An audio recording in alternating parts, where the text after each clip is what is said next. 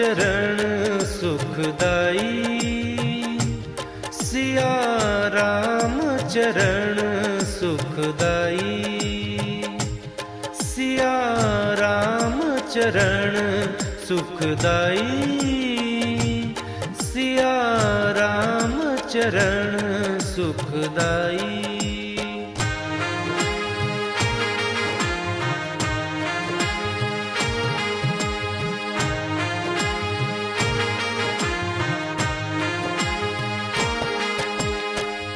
पावन माटी के दर्शन जहाँ, पावन माटी,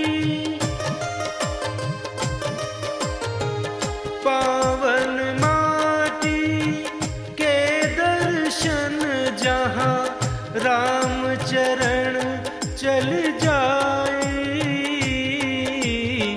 राम चरण चल जाए, सिया राम चरण सुखदाई, सिया राम चरण सुखदाई, सिया राम चरण सुखदाई, सिया राम चरण सुखदाई।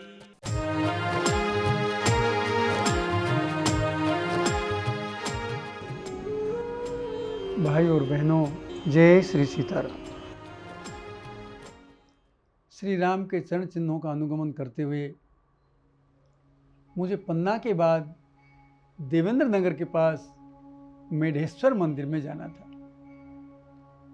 मार्ग का पता नहीं था, तो मुझे पन्ना के कार्यकर्ताओं ने बता दिया था कि आप पहले देवेंद्र नगर जाइए, वहाँ से आपको मार्गदर्शन मिलेगा। देवेंद्र नगर में मुझे डॉक्टर RS सोनी जी से मिलना था। डॉक्टर साहब बहुत ही सेवाभावी व्यक्ति हैं, यानी उनका अद्भुत व्यवहार है सभी के साथ। यहाँ तक कि मरीजों से वो पैसा भी कभी ऐसा आग्रह करके नहीं मांगते, सबकी सेवा करते हैं। जब मैंने अपना परिचय दिया तो भाव विभोर हो गए, प्रैक्टिस छोड़ के खड़े हो गए और उन्होंने जो आतिथ्य किया वो एक सदग्रस्त का जैसा होता है सदग्रस्त के द्वारा बहुत सुंदर प्यार से स्नेह से उन्होंने और उनकी पत्नी ने आतिथ्य किया। मैंने कहा मुझे बड़े गांव जाना है, मेढेश्वर मंदिर है। बोले हाँ। बोले मेरी तो अभी प्रैक्टिस का समय है, इतने ये मरीज बैठे हैं, मैं चलूँगा तो सबको तकलीफ होगी। मैं भी चाहता था कि वो नहीं चलें। उनकी साइकिल लेकर मैं बड़े गांव मेढेश्वर आया। मेढेश्वर अगस्त्य ऋषि के भाई का आश्रम माना जाता है। बड़े गांव का नाम है और यही केन नदी का उद्गम है। इसके बाद अगस्त्य जी का भी एक आश्रम है, इसलिए उस आश्रम पर गया। आश्रम की पूरी जानकारी ली। वहाँ एक शिला है, उस पर माना जाता है कि राम जी बैठे थे, उसके दर्शन किए। राम जी भगवान शिव के मंदिरों के दर्शन किए। वहाँ फोटोग्राफी आदि कर ही रहा था, जानकारी प्राप्त कर ही रहा था कि गांव के 8-10 युवक आ गए और वो मेरे से कुछ बातें करने लगे। जब मैंने बताया कि मैं ये काम करता हूँ, बहुत प्रभावित हुए। हम कहते हैं आज का युवा भक्ति की ओर नहीं जाता, लेकिन बंधु अद्भुत बात है, हमारे इस अभियान में लगभग 70-75% युवा ही जुड़े हैं। बहुत बड़ी आयु के लोग हमारे साथ नहीं जुड़े, सब युवा जुड़े हैं। उनको समझाने की बात है, अगर उनकी समझ में आ जाए तो पूर्ण समर्पण होता है उनका। खैर वो युवा मेरे साथ साथ रहे, मुझे सहयोग करते रहे और फिर बोले जी आपको अधिक जानकारी चाहिए तो पंडित बाला बाबा जी के पास आप जाइए। मैंने पूछा बाला बाबा कौन है? तो पता चला उस क्षेत्र के सबसे बड़े विद्वान रामायण के वो हैं। मुझे लगा वहाँ तो मुझे जरूर जाना चाहिए। अब संयोग ये हुआ कि उन 8-10 जो लड़के थे उनमें बाला बाबा के पोता भी थे। उन्होंने कहा वो मेरे बाबा हैं, मैं घर चलता हूँ। हम जब घर गए बिल्कुल सामान्य झोंपड़ी नुमा घर था, बहुत सामान्य, किसी तरह की संपन्नता के चिन्ह वहाँ नहीं थे। हम गए तो बैठने को चारपाई भी ऐसी ही थी, तो टाट बोरी बिछाकर हमें वहाँ बैठाया गया। थोड़ी देर में बाला बाबा बाहर आए, सबने उनके चरण छुए, मैंने भी उनके चरण छुए। तो बोले, भाई सब लोग कैसे आए हो, कोई खास काम है क्या?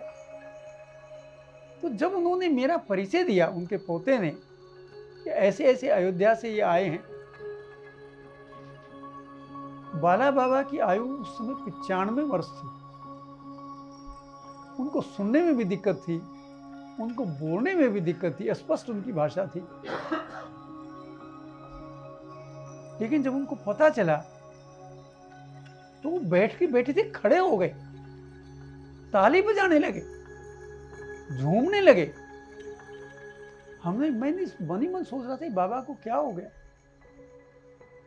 बाबा ने कहा, आज मेरा भाग्य खुल गया, आज मेरे द्वार पर एक राम भक्त आया है, राम दूत आया। मैंने कहा, बाबा मैं रामदूत नहीं हूँ, राम भक्त जैसा भी कुछ नहीं, मैं तो सामान्य ग्रस्त हूँ, इसलिए मैं तो आपसे कुछ मार्गदर्शन लेने आया हूँ। बाला बाबा रामायण के बारे में बहुत कुछ बताते रहे और बताते बताते रोमांचित हो जाते थे।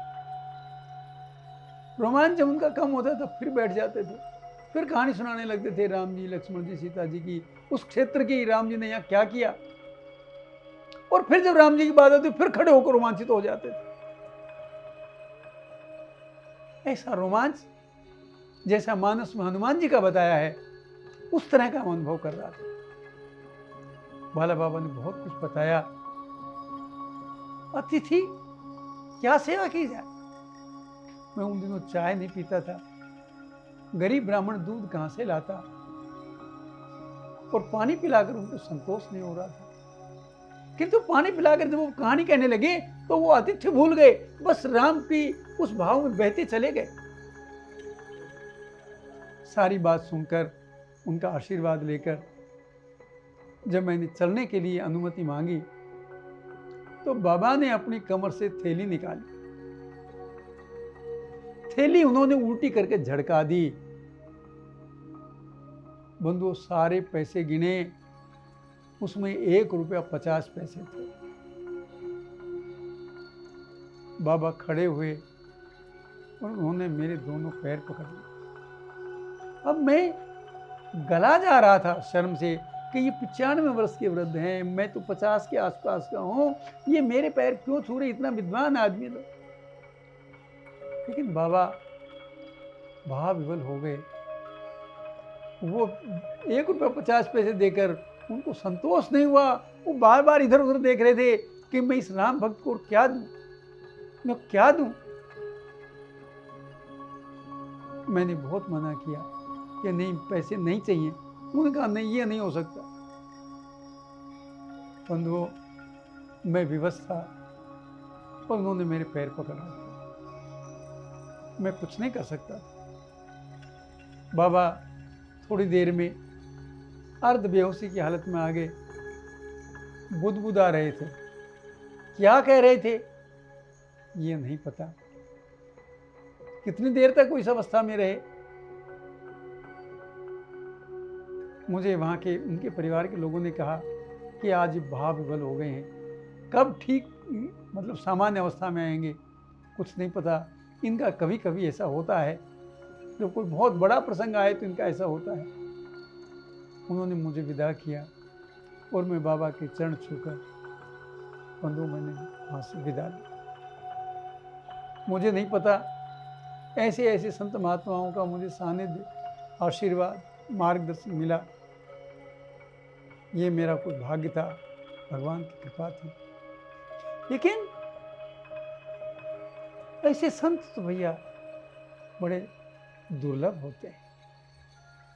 यदि आप ही क्षेत्र में भी हों तो आप उनको विक्षिप्त मत समझिए, उनके अंदर की अग्नि को, ज्वाला को समझिए और उनसे जो कुछ मिल सकता है वो ले लीजिए, ले लीजिए। जय श्री सीता।